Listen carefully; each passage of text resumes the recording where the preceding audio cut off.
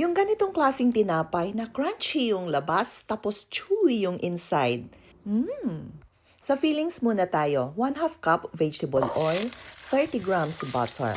Then, tunawin lang natin yung butter bago natin ilagay yung 1 cup na sibuyas dahon, chopped spring onion. Halo-haloin lang natin hanggang lumabas yung aroma. Kapag maamoy na natin ang mabangong sibuyas, dagdagan na natin ng 3/4 cup water, 1 teaspoon salt, and 1 cup white sugar. Halo-haluin lang natin hanggang matunaw yung ating sugar. Pagkatapos niyan, dagdagan na natin ng 3 cups all-purpose flour. Haluin lang natin in medium-low heat para hindi masunog yung ating flour. Patuloy lang sa paghalo hanggang ma-well incorporated ang lahat ng ingredients natin. Kapag nahalo na ng maigi, kagaya nito, iset aside muna natin. Dito naman sa ating mixing bowl, lagyan lang natin ng 3/4 cup milk, 1/2 cup white sugar, 1/4 teaspoon salt, and 2 tablespoon vegetable oil, 2 teaspoon baking powder, and 2 cups all-purpose flour or plain flour. Haluin lang natin ito. Then, kamayin lang natin para mahalo natin ng mabuti yung ating ingredients. Bali, hindi na kailangan na pakinisin pa. Basta ma-intact lang yung ating dough, okay na yan.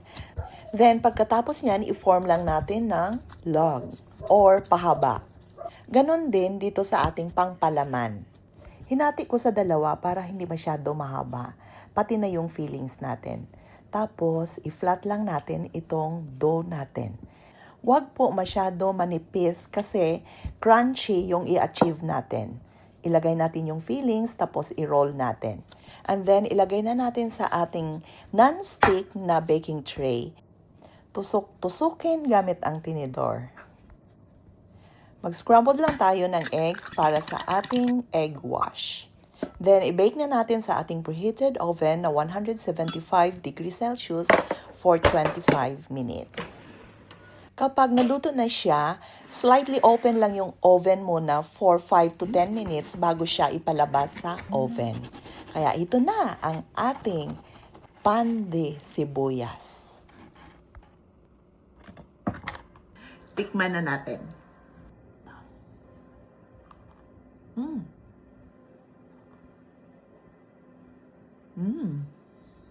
Tama lang yung tamis niya.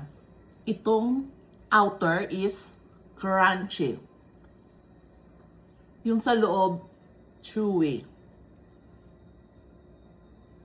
Sarap! Ang bango ng sibuyas.